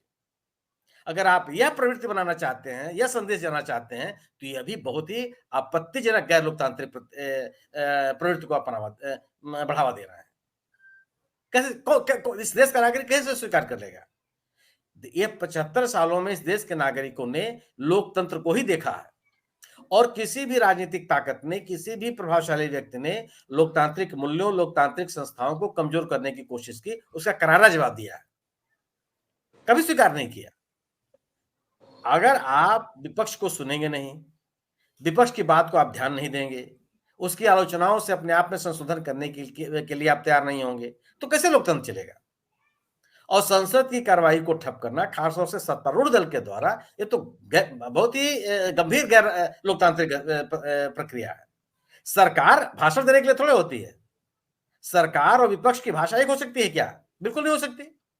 सरकार काम करने के लिए होती है। अगर सरकार को किसी व्यक्ति से शिकायत है, अगर सरकार को कोई व्यक्ति गैर कानूनी काम करता हुआ दिखाई पड़ता है, तो सरकार भाषण थोड़े देगी, उसके खिलाफ कार्रवाई करेगी। विपक्ष के लोग क्यों इस तरह का आचरण, विपक्ष की तरह से भारतीय जनता पार्टी के लोग क्यों इस तरह से आचरण कर रहे हैं? अगर उनको राहुल गांधी से शिकायत है, राहुल गांधी की किसी गतिविधि से शिकायत है, वो सरकार से कहें कि साहब के खिलाफ कार्रवाई कीजिए। आप एक जो राजनीतिक माहौल बनाने की कोशिश कर रहे हैं, मुझे नहीं लगता कि देश के लोग इस बात को स्वीकार कर पाएंगे। आपके समर्थक, भारतीय जनता पार्टी के जो समर्थक है, इनको बात अच्छी लग सकती है, लगेगी भी, वो उसके विरोध में नहीं खड़े हैं। यह भी एक गंभीर चिंता का विषय है कि सरकार और राजनीतिक दल के बीच की दूरी खत्म हो गई है। भारतीय जनता पार्टी एक राजनीतिक दल है, सरकार सरकार है, निश्चित रूप से भारतीय जनता पार्टी की ही सरकार है, लेकिन एक राजनीतिक दल है वो। क्या आज की तारीख में उसने राजनीतिक दल होने के अपने अस्तित्व से इनकार कर दिया है? क्या भारतीय जनता पार्टी से इस देश के नागरिकों को एक राजनीतिक दल के रूप में व्यवहार करने की उम्मीद नहीं की जानी चाहिए? और क्या अगर हम इस देश के नागरिक भारतीय जनता पार्टी को एक राजनीतिक दल के रूप में देखना चाहते हैं, तो क्या उस जिम्मेदारी का निर्वाह कर रही है भारतीय जनता पार्टी? जवाहरलाल नेहरू के मंत्रिमंडल के खिलाफ फिरोज गांधी ने भाषण दिया था और सरकार की नीतियों की आलोचना की थी। वो न केवल कांग्रेस के लोकसभा के सदस्य थे, जवाहरलाल नेहरू के दामाद थे, और सरकार ने उनकी बात को सुना और उन्होंने सरकार की आलोचना करने की ताकत रखी। कितने कांग्रेस के नेताओं ने सरकार की आलोचना की? आज भारतीय जनता पार्टी एक राजनीतिक दल के रूप में इस भूमिका को निर्वाह करते हुए क्या पाई जाती है लोकसभा में या राज्यसभा में? सरकार के खिलाफ आपको नहीं खड़े हो सकते हैं क्या? एक राजनीतिक लोकतंत्र में राजनीतिक दलों की जिम्मेदारी नहीं है? और किसी भी मजबूत लोकतंत्र में स्थितियां सामने नहीं आई। क्या ब्रिटेन में सत्तारूढ़ दल के लोगों ने अपने प्रधानमंत्री का विरोध नहीं किया? यह ताकत आप क्यों नहीं दिखाते? अगर आप दुनिया के सबसे बड़े राजनीतिक दल होने का दावा करते हैं, सांगठनिक रूप से बहुत मजबूत होने का दावा करते हैं, एक मजबूत नेतृत्व आपके पास होने का आपका दावा है, तो एक राजनीतिक दल के रूप में आपका व्यवहार क्यों नहीं है? राजनीतिक दल सरकार थोड़े होती है, सरकार सरकार है, राजनीतिक दल है, दोनों की भूमिकाएं अलग अलग है। या जो एक राजनीतिक दल के रूप में जो भारतीय जनता पार्टी ने अपना स्पेस छोड़ा है, यह भी लोकतंत्र के लिए एक गंभीर विषय है। एक मजबूत, स्वस्थ और परिपक्व लोकतंत्र में यह नहीं होना चाहिए। यह स्थिति बहुत ही स्वीकार नहीं की जाएगी, लोग स्वीकार भी नहीं कर सकते इसको। मेरा अपना मानना है कि जो संसद में गतिरोध बना हुआ है, इसके लिए सरकार जिम्मेदार है। ये डाउन द लाइन लोगों के बीच में यही संदेश जा रहा है। सरकार के सत्तारूढ़ दल को ये हल्ला गुल्ला करने का अधिकार नहीं है। सवाल का जवाब सवाल नहीं होता, सवाल का जवाब होता है। अगर आप जवाब नहीं देते हैं, प्रत्युत्तर में आप सवाल पैदा करते हैं, 10 साल के बाद भी अगर आपको कांग्रेस से ही शिकायत है, गोया कि गवर्नेंस के नाम पर आपके पास जनता को बताने के लिए कुछ नहीं है। और निश्चित रूप से यह गंभीर चुनौती है, लेकिन मुझे लगता है कि इस चुनौती का सामना करने के लिए इस देश के लोग सक्षम है। और जहां कहीं भी इस तरह के अवसर आएंगे, आप देखेंगे लोग प्रतिकार करेंगे उसका। जो चीजें जनता स्वीकार नहीं करती है, उसके खिलाफ मौका आने में बोलती है। निश्चित रूप से उसके पास वो अपने आप विकल्प बना लेती है। कोई ऐसा ये भी नहीं होना चाहिए कि आप कुछ राजनीतिक दल सब बीजेपी के साथ चले जाएंगे, कुछ यहाँ चले जाएंगे, कुछ वहां चले जाएंगे, तीसरा गठबंधन बन जाएगा, चौथा गठबंधन बन जाएगा। कोई भी हो जाए, मतदाता दो ही जगह जाएगा, या तो भारतीय जनता पार्टी के पक्ष में जाएगा या भारतीय जनता पार्टी के खिलाफ जाएगा। भारतीय जनता पार्टी के खिलाफ का मतदाता उन्हीं दलों के साथ जाएगा जो भारतीय जनता पार्टी से लड़ती हुई दिखेंगी। इसलिए अगर ये गतिरोध बना करके चाहते हैं कि राजनीतिक मुद्दे खत्म हो जाएंगे, ये संभव नहीं है। लोगों के आर्थिक हितों के साथ खिलवाड़ करके आप कोई भी सरकार बच नहीं सकती। हर व्यक्ति अपने आर्थिक हितों के लिए चिंतित है। अगर वो बैंक में जाता है, बैंक के वित्तीय संस्थाओं के संपर्क में होता है, उनका उपयोग करता है, तो वह अपनी आर्थिक आजादी और अपनी आर्थिक सुरक्षा के लिए जाता है। अगर आप उसके साथ खिलवाड़ करते हैं और सरकार उस खिलवाड़ को होने देती है, तो इस जवाबदेही से सरकार बच नहीं सकती। सरकार ये नहीं कह सकती है कि शेयरों के खरीद फरोख्त में नियामक संस्थाएं हैं, उनका काम है। सवाल है कि अगर नियामक संस्थाएं अपना काम प्रभावकारी ढंग से नहीं कर पाती हैं, तो इसकी जिम्मेदारी किसके ऊपर है? कौन उनका आगाह करेगा और कौन उनको दंडित करेगा? और कौन उनको अपनी जिम्मेदारियों को निभाने के लिए उनको प्रेरित करेगा या निर्देशित करेगा? स्वाभाविक है केवल सरकार। तो ये जो अडानी का मुद्दा है, इस अडानी के मामले में जो हिडेनबर्ग के रिपोर्ट में जो आरोप लगाए गए हैं, उनको संसद की कार्रवाई को बाधित करके आप उससे बच नहीं सकते, क्योंकि केवल अडानी का मुद्दा वो नहीं है। मूल्य वृद्धि का मुद्दा है, बेरोजगारी का मुद्दा है, आर्थिक संकट का मुद्दा है, देश में संघीय ढांचे की सुरक्षा का सवाल है, लोगों के संवैधानिक अधिकारों का सवाल है, और कुल मिलाकर के लोकतांत्रिक मूल्यों की सुरक्षा का सवाल है। और मेरा अपना मानना है कि लोग इसके प्रति बहुत ही गंभीर हैं, और ये आने वाले दिनों में इसका असर आपको दिखाई पड़ेगा। जी संजय, ठीक कहा आपने कि आने वाले समय में इसका असर जरूर दिखाई देगा, और भारतीय राजनीति को प्रभावित करने वाले मुद्दा बिल्कुल बन चुका है, इसमें कोई दो राय नहीं है। मैं नेहा जी के पास आता हूँ।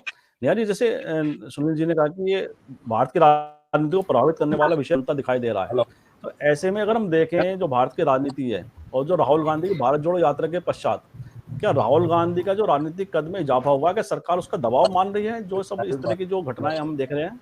नेहा जी, दबाव भी है, तभी दिल्ली पुलिस पहुंच गई है। भारत जोड़ो यात्रा के दौरान राहुल गांधी ने एक स्टेटमेंट दी कि कुछ महिलाओं ने उनसे आकर अपना दर्द कहा और यौन शोषण के बारे में कहा, और जब राहुल गांधी ने कहा कि कोई कार्रवाई की जाए तो उन्होंने कहा कि नहीं, क्योंकि इस परिस्थिति में नहीं हूं कि कार्रवाई का सामना कर सकूं। तो इसका कोई तुक ही नहीं बनता था कि दिल्ली पुलिस चाहते हैं उनको नोटिस देने के लिए, थमाने के लिए। क्या आप जानकारी दीजिए। पुलिस हमारी इतनी सख्त हो गई कि महिला जो नहीं चाहती है कि शिकायत कराई जाए, और उसके बावजूद वो पुलिस उस महिला को जो है न्याय देना चाहती है, संज्ञान ले रही है। कहीं ना कहीं राहुल गांधी का कद बहुत ज्यादा बढ़ गया है, या फिर राहुल गांधी से डरने लगी है बीजेपी, या फिर तभी इस तरह की कार्रवाई हो रही है। और इसमें कोई दो राय नहीं है कि जांच एजेंसियां हो, पुलिस हो, किसी भी तंत्र का, किसी भी सरकारी तंत्र का दुरुपयोग करने में वो हिचकते ही नहीं है। मामूली से मामूली बातों पर भी ईडी आपके पास पहुंच जाती है, सीबीआई पहुंच जाती है, अगर आपने सत्ता के विरोध में आवाज उठाई है। लेकिन अडानी जैसे गंभीर मसले पर पता नहीं कितनी शेल कंपनियां हैं, और अब तो एक नया ही खुलासा इंडियन एक्सप्रेस वाली जो खबर हर जगह लगभग, इलारा जो कंपनी है, सीधे सीधे इस पर जो हमारा डीआरडीओ है, मिसाइल राडार उनके का जो काम संभाल रही है अडानी डिफेंस फर्म, उसमें सहभागी है इलारा, और उसका से आ रहा है किसी को पता ही नहीं है। ऐसी सरकार जिसने सुरक्षा के जो सेंसिटिव जो हमारी बॉडीज हैं उनका ठेका ऐसी कंपनी को दिया है जिसका स्वामी कौन है, जिसका पैसा कहां से आ रहा है, आपको पता ही नहीं है। इतने संगीन आरोपों पर भी अगर प्रधानमंत्री नरेंद्र मोदी देश के नेता होने के नाते, सदन के नेता होने के नाते अगर आकर जवाब नहीं देंगे तो जनता तो पूछेगी ही ना कि आप क्यों नहीं आते हैं। आप राहुल गांधी से माफी मांगने पर जोर दे रहे हैं कि राहुल गांधी ने हिम्मत कैसे कर ली कैम्ब्रिज यूनिवर्सिटी में जाकर बोलने की कि देश में लोकतंत्र जो है बदहाल है। लेकिन जनता तो जानना चाहेगी ना, जैसा कि सुनील सर ने कहा कि आर्थिक मोर्चे पर, मुझे लगता है सिर्फ आर्थिक मोर्चे कई जगह एक्सपोज हो रही है। अब सुरक्षा के मोर्चे पर भी जो है प्रधानमंत्री नरेंद्र मोदी के नेतृत्व में मौजूदा सरकार एक्सपोज हो गई है, और जनता को सब एक एक चीज का पता चल रहा है, क्योंकि हम और आप जैसे जो यहाँ पर जितने भी वरिष्ठ पत्रकार सच को बोलने से हिचकते नहीं, और इन सभी प्लेटफॉर्म्स पर पहले से आने वाले लोगों की जो तादाद है वो बढ़ गई है, जो मेरी अपनी पर्सनल ऑब्जर्वेशन है। प्रशांत जी, मैं आर्थिक के साथ साथ सुरक्षा का भी मुद्दा उठाया है कि अडानी ग्रुप ना सिर्फ आर्थिक मोर्चे पर आर्थिक दुरुपयोगों को लेकर सरकार के करीब होने के जो इनकी गलत धंधे को जो है कवर अप किया गया, बल्कि सुरक्षा मोर्चे पर भी जो अब अडानी फॉर्म जो है वो फंसती हुई नजर आ रही है। लगता है प्रशांत जी के नेटवर्क में कोई एरर आ रहा है। अब हिमांशु जी अपनी बात कहिए, आप हम लोग आपस में कर लें। नेहा जी की बात पूरी हो गई, हिमांशु जी अपनी बात। जी हाँ, तो मेरा कहना यही है कि जिस तरीके से नेहा जी ने बात की उसमें एक मुद्दा और मैं जोड़ना चाहूंगा कि सुब्रमण्यम स्वामी ने इसको लेके बहुत वोकल रहे, वो ट्वीट्स करते हैं, वो इसको ट्रैपेजी कंपनी कह के बुलाते हैं। तो मतलब भाजपा के ही नेता अभी ये बोल रहे हैं और कई दिनों से वो वॉर्न भी कर रहे थे। और जिस तरीके से खास करके मतलब जो रूल्स में जो बेंडिंग किया गया उसको लेके नीति आयोग ने भी यही चीज कही थी कि ये बराबर नहीं हो रहा है, जब एयरपोर्ट्स के बिड्स वगैरह चल रहे थे। एक चीज यहाँ पे और एक सुनने को मिल रही है जो शायद जिसकी चर्चा कहीं पे नहीं है। महेश्वर के साहू करके एक डायरेक्टर थे अदानी ग्रुप में, जो कि एक जमाने में गुजरात में जब नरेंद्र मोदी चीफ मिनिस्टर थे तब वे ब्यूरोक्रेट थे, इंडस्ट्रीज एंड माइंस के सेक्रेटरी रह चुके हैं वो गुजरात में। और बाद में वो कॉर्पोरेट सोशल रिस्पॉन्सिबिलिटी का जो मतलब एक पूरा अभियान है उसको लेके काम कर रहे थे रिटायरमेंट के बाद, और साथ ही वो अदानी ग्रुप में डायरेक्टर थे। तो उन्होंने इस्तीफा दे दिया है। तो मुझे लगता है कहीं ना कहीं कुछ इंडिकेशंस आ रहे हैं और ऐसे लोग जो मतलब सरकार के कहने पे वहां पे गए थे या रहे थे वो निकलते जा रहे हैं अदानी ग्रुप से। तो मामला कुछ गंभीर तो बिल्कुल होता जा रहा है। और एलारा कैपिटल की जहां तक बात है तो वो एक इन्वेस्टर है। तो इन्वेस्टर जिस तरीके से और पैसा कहां से लाते, क्योंकि टैक्स हेवन कंपनीज में यही सबसे बड़ा सवाल होता है। जैसे पैराडाइज पेपर्स, पनामा पेपर्स, इन सब चीजों में बातें आई थी कि ये पैसा कहां से आता है। तो एक जमाने में जैसे फॉरेन कंपनियां मतलब वो जो ब्रोकरेज का पैसा जिस तरीके से शेल कंपनीज के जरिए लोगों को चुकाती थी यहाँ पे, और ये सब भांडाफोड़ हुआ है अगस्ता वेस्टलैंड केस हो या बोफोर्स हो या जो भी हो, तो वैसे ही मुझे लगता है पूरी की पूरी व्यवस्था अब कई और लोगों ने कैप्चर कर ली और इसमें सब कुछ हो रहा है। लेकिन प्रॉब्लम यही है कि शेल कंपनीज और उसके पीछे जाना मतलब एक लेवल के पीछे, it is a dark world. तो आप एक लेवल के आगे नहीं जा सकते। तो मुझे लगता है कि अगर ये सरकार निगोशिएटिंग टेबल पे भी आती है, कुछ बातें आएगी, तो ये शायद एक गुत्थी रहेगी कि कैसे ये सब कॉन्ट्रैक्ट्स दिए गए, रूल्स बेंड किए गए ओपनली, और कैसे किसका पैसा इसमें आया। तो मुझे नहीं लगता है कि this will reach a certain broad daylight कि हाँ ठीक है भाई इसका पैसा, क्योंकि अगर ये चीजें बाहर आती है तो राजनीतिक तौर पे बड़ा घमासान मच जाएगा। तो मुझे डाउट है कि this will see a day light, कि इसकी तहकीकात है या इसका जो मतलब इन्वेस्टिगेशन है या इसके जो लिंक्स है, मनी लिंक्स खास करके, I have my own doubts. जी जी, वास्तव में बात वही आती है कि सरकार जब तक इस पे स्पष्ट रूप से कुछ अपना वक्तव्य जारी नहीं करेगी तो सवाल तो लगातार उठते ही रहेंगे। दूसरा टैक्स हेवंस में जिस तरीके की शेलिंग होती है, मतलब मान लीजिए कि कोई ये बोला जा रहा है कि वहां पे कोई एक अपार्टमेंट है उसमें से कंपनी चलती है, तो वो अपार्टमेंट का अगर आप मतलब डोर भी दरवाजा भी खटखटाएंगे तो वहां से कोई एक मेड निकलेगी या कोई एक सर्वेंट निकलेगा जो जनरल मैनेजर होगा उस शेल कंपनी का, और उसके जरिए ही सब होता होगा। तो वो लेवल के बाद आप किसका है पैसा, क्या है, क्योंकि देखिए इनकम टैक्स में भी आप 3 साल या 4 साल के ज्यादा जो ट्रांजैक्शन है उसको डिटेक्ट करना, उसको लाना रडार में, ये सब इतना आसान नहीं है। तो कैसे होगा, क्या होगा मुझे पता नहीं, बट मुझे मेरा एक मतलब एक गट फीलिंग और मैं स्ट्रांगली मान रहा हूँ कि एक लेवल के बाद आपको इसमें कुछ मतलब तहकीकात करने के लिए, अगर आपकी ट्रीटीज हो या जो भी हो, मुझे नहीं लगता है this will see a broad daylight और कभी हमको पता चल पाए कि इसमें सही में किसका पैसा घूम रहा था। बिल्कुल ठीक बात है कि जब तक जांच नहीं होगी प्रॉपर तरीके से तो क्वेश्चन तो लगातार उठते ही रहेंगे। तो ये सवाल तो लगातार उठते ही रहेंगे कि तो सरकार को पहल करके खुद को इसको जांच के लिए बात करनी चाहिए, क्योंकि सरकार की तरफ जो कार्यशैली पर उस पर लगातार उंगली राहुल गांधी उठा रहे हैं, विपक्षी दल उठा रहे हैं। तो मैं हरीश जोशी जी के पास आता हूँ। हरीश, जैसे जो विषय है वर्तमान का, तो क्या राजनीतिक रूप से अगर हम इसकी विवेचना करें पूरी, और लोकसभा चुनाव में लगभग 1 साल बाकी है, 12-13 महीने की बात रह गई है लोकसभा चुनाव में, अब क्या लगता है विपक्षी दल क्या? नहीं, एक मिनट, शायद लोकसभा चुनाव जल्दी हो सकते हैं, ऐसा बहुत सारे दिल्ली में बैठे सोर्सेज बोल रहे हैं।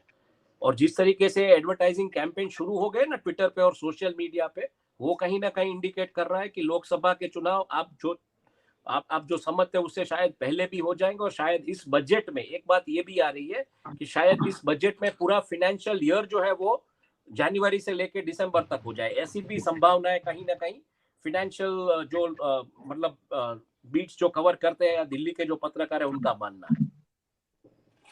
जी जी, हिमांशु जी ने एक ब्रेकिंग न्यूज कर दी आज कि ऐसी संभावना राजनीतिक गलियारों में या जो पत्रकार हैं उनके कहीं ना कहीं चर्चा का विषय है कि जल्दी चुनाव होने की संभावना है। अब क्या लगता है इस पूरे परिप्रेक्ष्य में, हरि जी जो हिमांशु जी ने बताया, मतलब आपका क्या दृष्टिकोण, आपके क्या इसमें निष्कर्ष, आप क्या मानते हैं? देखिए, एक अगर में पूरा संसार एक बोतल में बंद हो सकता है, हो कुछ भी सकता है। हिमांशु जी बिल्कुल सही हो सकते हैं, समझ नहीं आ रहा परिदृश्य। लेकिन अभी कर्नाटक के जो चुनाव होने हैं, अगर वो चुनाव समय पर होते हैं और लोकसभा चुनावों के पहले होते हैं, तो वो बहुत सारी चीजों को डिसाइड करेंगे। कर्नाटक की जो विधानसभा चुनाव होंगे, वो बहुत सारी चीजों के समीकरण को, आगे के भविष्य को, चुनावी भविष्य को तय करेंगे देश। और ये बात हिमांशु जी कह रहे हैं, उसका एक आधार तो है कि लगातार स्थिति बिगड़ती जा रही है।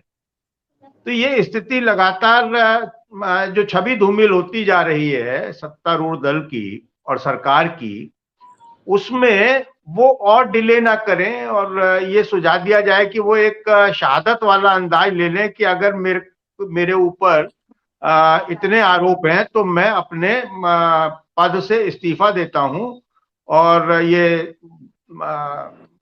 नए चुनाव की तैयारी में कूद जाए। तो ये एक शहादत वाला जो अंदाज है वो कार्ड हो सकता है। लेकिन ये अभी अगर मगर की बातें हैं। मुझे अभी क्योंकि 365 दिन भारतीय जनता पार्टी चुनावी मोड में रहती है। वो सोते उठते जागते वो हमेशा मतलब आओ चुनाव खेलें, वो मैदान में उतरे हुए होते हैं, चाहे वो कॉरपोरेट का चुनाव हो, चाहे वो किसी भी विधानसभा का हो, पंचायत का हो, किसी का भी हो। वो वहां पर हो सकता है कुछ दिनों बाद मोहल्ला समिति के चुनावों में भी मोदी जी भाषण देने पहुंच जाया करें कि ये मतलब हाँ राष्ट्र से जुड़ा हुआ मसला है। तो वो हमेशा चुनावी मोड में तो रहते हैं।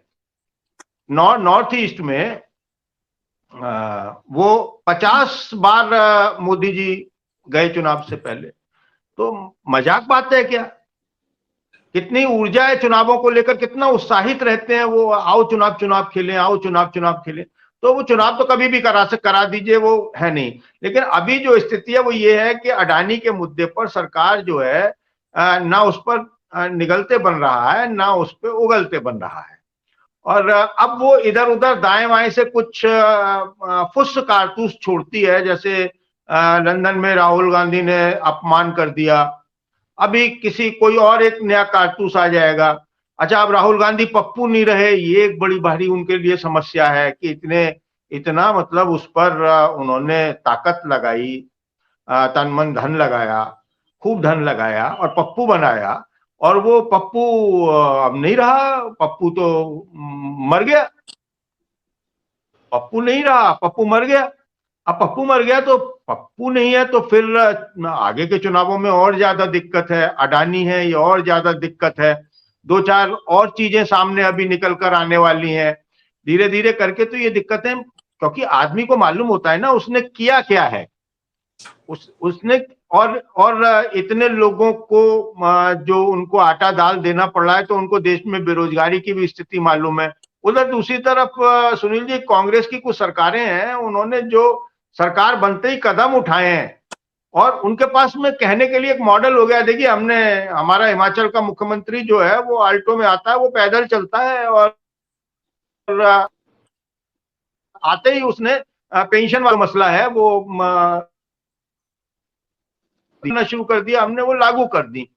तो ये जो सारी चीजें हैं, एक राजस्थान है जहां पर उनके पास उन्हें आशा की किरण दिखाई देती है कि ये दोनों लड़ रहे हैं, तो दो की लड़ाई में एक तीसरा मदारी बीच में से निकल सकता है। लेकिन वो भी उनको लगता है कि ये पक्का नहीं है, श्योर भी है, नहीं भी है। और राजस्थान में उनके पास कोई राजेश सिंधिया के बाद ऐसा चेहरा भी नहीं है कि जिसमें वो निकल सके। तो मोटे तौर पर उन्हें अभी जो राजनीतिक विश्लेषक हैं जैसे सुनील जी हैं, ये 60 से 70 सीटों का कमी बताते हैं, बहुमत से दूर बताते हैं। तो अगर वो इतना है तो जो चीज आज इतनी है वो चुनाव आते आते थोड़ी और भी खिसक सकती है। इस देश में मतदाता को आज तक कोई नहीं पढ़ पाया, ये बात तय है। तो चुनाव समय से पहले होंगे या चुनाव समय पर होंगे या चुनाव समय के बाद होंगे, वो तो थोड़ा बहुत अभी चल नहीं पा रहा है। बहुत सारे इफ एंड बट हैं, दबाव है, संविधान है और अंतर्राष्ट्रीय स्तर की बातें हैं तरीके से। सुनील जी। जी जी जी, तो बड़े आपने जो विषय को रखा है कि चुनाव की संभावना में तो बीजेपी हमेशा ही लगी रहती है और चुनावी मोड में वो दिखाई देते हैं संगठन उनका। तो सुनील जी के पास मैं आता हूँ कार्यक्रम अंतिम पड़ाव में। ये तो पूरी चर्चा का उनसे मैं अवलोकन, पूरी एक समीक्षा चाहूंगा, पूरी चर्चा जिस तरह से रही है। और सुनील जी जैसे कि विषय ये उठे हैं कि एक तो अडानी का जो बार बार विषय उठता है कि भारत की राजनीति में वह समय छाया हुआ मुद्दा है, और राहुल गांधी की जो स्पीच है, साथ में राहुल गांधी का जो राजनीति को लेकर अगर हम देखें इन पिछले 5-6 महीने की अगर हम बात करें, तो जिस तरह से बीजेपी लगातार उन पे हमला कर रही है, क्या वह भी मानती है कि राहुल गांधी का जो राजनीतिक कद है वह उसमें बड़ी तब्दीली आ चुकी है, बड़ा बदलाव आ चुका है और लोगों में कहीं ना कहीं स्वीकार्यता राहुल गांधी की बढ़ गई है? क्या बीजेपी इसलिए परेशान है, क्या लगता है आपको? स्वाभाविक रूप से प्रशांत जी, मानव स्वभाव है कि वह अपने उस विरोधी से बचने का प्रयास ज्यादा करता है जिससे उसको नुकसान होने की संभावना हो, आशंका हो। आप अपने घरों में इस बात को लेकर हमेशा चिंतित रहते हैं कि सांप न घुस जाए। चूहे के लिए थोड़ी चिंतित होते हैं आप।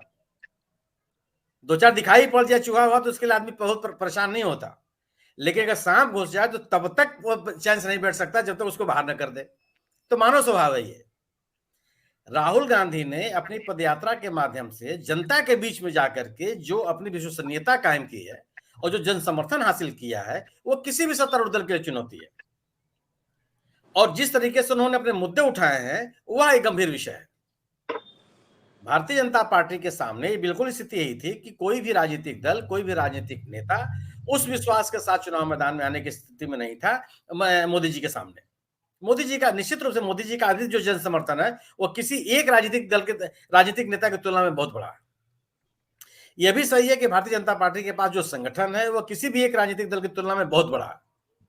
लेकिन अगर विपक्षी दलों के बीच एकता हो जाती है और विभिन्न क्षेत्रीय दल आपस में मिलकर के भारतीय जनता पार्टी को विभिन्न राज्यों में चुनौती देते हैं, तो भारतीय जनता पार्टी के लिए एक संकट की स्थिति है कि क्योंकि जिस तरीके से पहले अपने कार्यकाल में और दूसरे कार्यकाल के भी आधे समय तक इस सरकार ने और भारतीय जनता पार्टी ने विपक्षी दलों को खारिज करने की कोशिश की, अविश्वसनीय बनाने की कोशिश की, उनका पूरा का पूरा प्रयास वो खत्म हो गया।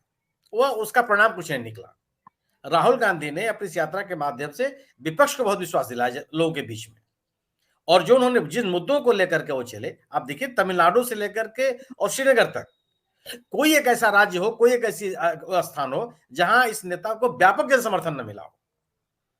आज जो ये मिलने वाले लोग थे, अगर एकदम कड़ाके की ठंड में जो इस विपक्ष के नेता से मिलने के लिए आ रहा था, घंटों उनका इंतजार कर रहा था, तो क्या वो अनायास आ रहा था? वो उसके मन में इस सरकार के प्रति विरोध या उस नेता के प्रति एक समर्थन की बात नहीं निकाली जा सकती। दूसरी चीज कि जो विभिन्न राज्यों के उपचुनाव हुए, चाहे महाराष्ट्र का उपचुनाव हो, चाहे पश्चिम बंगाल का उपचुनाव हो, और चाहे उत्तर प्रदेश का उपचुनाव हो खतौली का, क्या या तमिलनाडु का उपचुनाव हो, क्या ये उपचुनाव कोई राजनीतिक संदेश नहीं देते हैं? अगर सत्तारूढ़ दल चुनाव हार जाए, लंबे समय के बाद चुनाव हार जाए, भारी बहुमत से चुनाव हार जाए, तो क्या राजनीतिक संदेश नहीं है? और कोई भी राजनीतिक दल इसे संदेश नहीं लेगा। ये जो वातावरण बनाया भारत जोड़ो यात्रा के माध्यम से राहुल गांधी ने, उसकी कीमत बहुत बड़ी देनी पड़ेगी इस भारतीय जनता पार्टी को। और इसलिए उसकी कीमत लगातार बढ़ती जा रही है कि वह मुद्दों को एड्रेस नहीं कर रही है, वो डाइवर्ट करने की कोशिश कर रही है, लोगों का ध्यान हटाने का प्रयास कर रही है। यह संभव नहीं होता। और एक बार ये राजनीतिक माहौल की स्थिति होती है कि एक बार अगर एक विरोध का माहौल बनना शुरू हो गया तो आप उसको रोक नहीं सकते। ये बड़ी गंभीर फिसलन है। अगर आप फिसलते हुए नीचे चले आ रहे हैं तो कोई झाड़ झंकाड़ आपको रोक नहीं पाता है, फिर आप नीचे तक चले आएंगे। ये राजनीतिक माहौल इसी तरह का बन गया। अगर इस सरकार के ऊपर जिस तरीके से हमले हुए, जिन मुद्दों को लेकर के लोगों ने अपना आक्रोश व्यक्त किया, अगर 1 साल तक इस देश का किसान खुले आसमान के नीचे बैठा रहा तो अनायास बैठा रहा वो, और उसका कोई राजनीतिक माहौल नहीं असर दिखाई पड़ेगा आपको।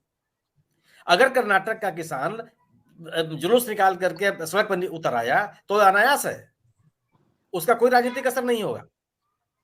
अगर महाराष्ट्र का किसान सड़क पर निकल आया और लंबे लंबे में उसने जुलूस निकाले, उसका कोई मत प्रदर्शन किया, तो उसका कोई मतलब नहीं है।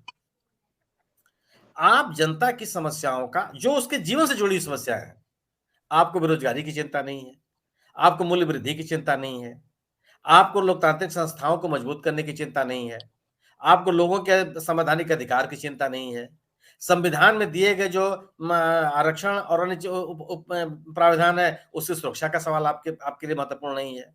तो क्या इन चीजों का असर नहीं पड़ता है क्या? अगर सरकारी नौकरियों में रोजगार के अवसर घटेंगे तो क्या लोगों का आरक्षण प्रभावित नहीं होगा? कौन आरक्षण देगा? और जब आरक्षण नहीं मिलेगा तो जिन वर्गों को आरक्षण मिलता रहा है उसके मन में कोई आक्रोश नहीं होगा। अगर किसानों के हितों की सुरक्षा नहीं होगी तो क्या किसान आक्रोशित नहीं होगा? आप कितने लक्ष्यदार बात कर लीजिए, कितनी भी लक्ष्यदार बात कीजिए, कितनी बढ़िया बढ़िया बात कर लीजिए, कि नए नए मुल्लम्मे से आप बात कीजिए, निजी जो बेसिक चीजें हैं वो बेसिक चीजें हमेशा व्यक्ति को प्रभावित करती हैं, और देश के माहौल यही है। अगर एक किसानों के 1 साल के आंदोलन के बाद भी अगर उनकी समस्याएं जहां की तहां बनी हुई है तो वो असर नहीं डालेंगे। अगर आप ऐसा सोचते हैं तो आप बड़े मासूम लोग हैं, आपको हकीकत की जानकारी नहीं है, संभव ही नहीं है ये। और जो ये अडानी का मुद्दा कोई सामान्य मुद्दा नहीं है ना, ये कर अपवंचन का मुद्दा नहीं है, व्यापार को गलत तरीके से करने का मुद्दा नहीं है, किसी औद्योगिक घराने के घाटे में और लाभ में या उसके बैलेंस शीट का मुद्दा नहीं है। अडानी का मुद्दा यह है कि लोगों के आर्थिक हितों के साथ खिलवाड़ किया गया और सरकार मौन रही। सरकार कहती रही कि हम सेल कंपनियां नहीं चलने देंगे, और हिंडनबर्ग की रिपोर्ट कहती है कि सेल कंपनियों के माध्यम से अडानी साहब अपना कारोबार करते रहे और अपने शेयरों का मूल्य घटाते बढ़ाते रहे, और आप उसे मौन है। आप और अगर मान लिया, अगर ये मान भी लिया जाए सामान्य, ये तो बिना अर्थ, हम हिमांशु जी मैं नहीं हूं, मुझे आर्थिक विषयों की जानकारी नहीं है, लेकिन मैं इतना तो समझ सकता हूं ना कि एक औद्योगिक घराना जिसमें जो बड़े निजी बैंक्स हैं वो निवेश नहीं करते हैं, केवल सरकारी बैंक और सरकारी संस्थाएं निवेश करती हैं, ऐसा कौन सा आकर्षण है भाई? कौन सा ऐसा आकर्षण है कि निजी आर्थिक घराने और बैंक जो है वहां निवेश करने के लिए तैयार नहीं है, अगर उनको इतना फायदा हो रहा है तो सामान्य व्यक्ति समझ रहा है इस बात को कि आम आदमी के पैसे को रिस्क में डाला गया अडानी के औद्योगिक घराने को विस्तार देने के लिए। ये लोगों को समझ में नहीं आ रहा है कि सरकार, किसानों से आपने जमीन लिया और आप सरकारी पैसा, सार्वजनिक धन लगा करके आपने एयरपोर्ट डेवलप किया और उसके संचालन की जिम्मेदारी अडानी साहब को दे दी। तो ये लोगों के बात में समझ, अगर अडानी साहब इतना ही ताकतवर है तो अडानी साहब एयरपोर्ट डेवलप करते और उसका कार्यभार चलाते। वो डेवलप करेगी सरकार, जब पैसा किसानों को देगी सरकार, लाभ कमाएंगे अडानी जी। तो सामान्य बात लोग समझ रहे हैं ना। और इस आरोप से सरकार कैसे बच सकती है? या तो सरकार आके कहे कि नहीं, जो भी आरोप लगाए गए हिंडनबर्ग की रिपोर्ट में सब गलत है, ये देखिए ये आधार है। अगर विपक्ष का कोई ये नेता ये कहता है कि साहब हमको संसद में बोलने नहीं दिया जाता, तो अब सरकार कहे कि साहब बिल्कुल गलत बात है। अब 20 मिनट तक संसद की कार्रवाई ठप हो जाएगी, मतलब उसका आवाज नहीं सुनाई पड़ेगी, तो लोग क्या समझेंगे? अगर संसद की कार्रवाई सुचारू रूप से नहीं चल सकती है, निर्बाध रूप से नहीं चल सकती है, तो देश के किस संगठन का काम निर्बाध रूप से चल सकता है? किस पर निश्चिंत हुआ जा सकता है? अगर संसद की बिजली फेल हो जाएगी, संसद का पब्लिक एड्रेस सिस्टम फेल हो जाएगा, तो कहां सुरक्षित रहेगा? फिर किस विकास के दावे की बात करते हैं आप? और अगर यह स्थिति बनेगी तो लोगों को क्यों नहीं इस बात की आशंका होगी कि जानबूझ के किया जा रहा है? कई इस तरह के अविश्वास की स्थितियां होती हैं, वह किसी भी सत्तारूढ़ दल के लिए चुनौती है। और मेरा अपना मानना है कि कृत्रिम तरीके से इस माहौल को आप वापस नहीं ला सकते अपने पक्ष में। और मेरा अपना ये भी मानना है कि गवर्नेंस के अलावा जन समर्थन निरंतर अस्थायी रूप से बनाए रखना ये संभव नहीं है। नारेबाजी से बहुत समय तक काम नहीं चलता। इस देश के लोगों ने आपको नए भारत के निर्माण के लिए सत्ता सौंपी थी। अडानी साहब को नया भारत बनाने के लिए सत्ता नहीं सौंपी थी। और सबको ये बातें याद आ रही हैं। महंगाई से आपको जब मतलब नहीं होगा तो आपको किस चीज का मतलब होगा? गवर्नेंस के लिए आप है ना। गवर्नेंस का मतलब आम आदमी के हितों की सुरक्षा, चाहे उसका आर्थिक हित हो, सामाजिक हित हो, शैक्षणिक हित हो। और किसी मुद्दे पर आप जवाब देने के लिए तैयार नहीं है। आप जवाब दिए हैं यही स्वीकार करने के लिए आप तैयार नहीं है। तो अगर सरकार अपनी जवाबदेही से ही बचने का प्रयास करे, ऐसे सरकार के प्रति जन समर्थन कैसे बना रह सकता है? मुझे नहीं लगता कि जो एक अविश्वास का माहौल सरकार को लेकर बन रहा है, उस माहौल को इन टोटकों से आप उसको रोक लेंगे कि अगर आप विपक्ष को बोलने नहीं देंगे, संसद चलने नहीं देंगे, उस सरकार विपक्ष द्वारा उठाए गए सवालों का जवाब नहीं देंगे, तो जो एक माहौल बनेगा वो आपके खिलाफ जो माहौल बनना शुरू होगा या शुरू हो गया है, उसको आप रोक लेंगे। इसकी बड़ी राजनीतिक कीमत अदा करनी पड़ती है राजनीतिक सत्तारूढ़ दलों को, जो लोगों अपनी जवाबदेही से बचने का प्रयास करती है।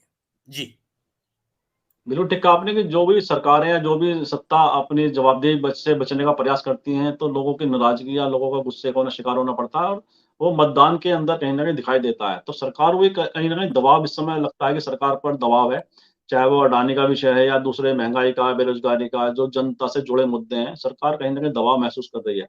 और इन्हीं शब्दों के साथ आज की चर्चा को विराम भी देते हैं। तो जो चर्चा हमारी रही है, बड़ी सारगर्भित रही है और बड़ी जितना उत्कृष्ट हमारे जो पैनलिस्ट हैं उन्होंने प्रदान की है, तो उनका मैं आभार व्यक्त करता हूँ सुनील जी का, हरि जी का, नेहा जी का और हिमांशु जी का कि उन्होंने चर्चा को नया आयाम और बहुत ही सारगर्भित और सार्थक तरीके से जो विश्लेषण किया है राजनीतिक विषयों का पार्लियामेंट के संबंधित, मुझे विश्वास है कि हमारे दर्शकों को चर्चा जरूर पसंद आएगी। तो जैसे कि आप सभी ने देखा कि किस तरह से चर्चा को अपना विश्लेषण जो हमारे पैनलिस्ट हैं उन्होंने किया है, वो बताया कि इसके परिणाम हो सकते हैं राजनीतिक रूप से और सरकार के अंदर या जो विपक्षी दल है उनके अंदर इस समय क्या मंथन चल रहा है, किस तरह का दृष्टिकोण अपनाए हुए हैं। तो भारतीय राजनीति में वर्तमान का परिदृश्य एक भविष्य की राजनीति को दिशा तय करने वाला है, उसकी दिशा को देने वाला है। तो ऐसे में प्रश्न ये आता है कि ये गतिरोध संसद में कब तक बना रहेगा? क्या सरकार और विपक्षी दल एक मंच पर बैठकर एक साथ बैठकर इस मुद्दे की समाधान की तरफ एक साथ एक विचार बनाएंगे? लेकिन हालाँकि आज के समय में ये जो विषय है बड़ा मुश्किल लगता है कि दोनों पक्ष एक साथ बैठकर समाधान की दिशा में कुछ बातचीत करेंगे, तो ऐसा मुश्किल लगता है कि वर्तमान स्थिति के मद्देनज़र हम तो ये उम्मीद कर सकते हैं कि संसद का गतिरोध जल्दी खत्म हो और जनता से जुड़े मुद्दों पर संसद के अंदर चर्चा हो, बहस हो और साथ ही अडानी का जो मुद्दा है, जो शंकाएँ सामने आ रही हैं, उसके ऊपर भी सरकार अपना कुछ स्पष्ट रूप से कुछ अपना वक्तव्य जारी करे। ऐसे में जो सरकार का जो मंतव्य है, वो भी स्पष्ट हो कि वह अडानी के विषय पर क्या सोचती है और जिससे शंकाएँ लोगों के मन में जो उत्पन्न हो रही हैं, उनका भी निवारण हो सके। साथ ही राहुल गांधी संबंधी जो विषय सत्ता पक्ष उठा रहा है, उससे भी संबंधित चर्चा हो जाए तो बेहतर है क्योंकि राहुल गांधी का अपना पक्ष है और सत्ता पक्ष का अपना पक्ष है, तो अगर चर्चा के बिना संसद में उस विषय की जो परिणति है वह भी पूरी होती दिखाई नहीं देती है। तो बात है कि संसद चले और दोनों विषयों पर वहां पर सार्वभौमिक चर्चा हो, जिससे कि अच्छा संदेश समाज के अंदर जाए, देश के अंदर जाए। इन्हीं शब्दों के साथ आज की चर्चा को विराम देते हैं और मैं आपसे भी आग्रह करता हूँ इस वीडियो को लाइक करें, शेयर करें, कमेंट करें, साथ ही संबंधित चैनल को सब्सक्राइब करें, साथ बेल आइकन जरूर दबाएं, जिससे संबंधित अपडेट आपको समय से मिलते रहे। आप सभी का बहुत बहुत धन्यवाद, बहुत बहुत अभिनंदन।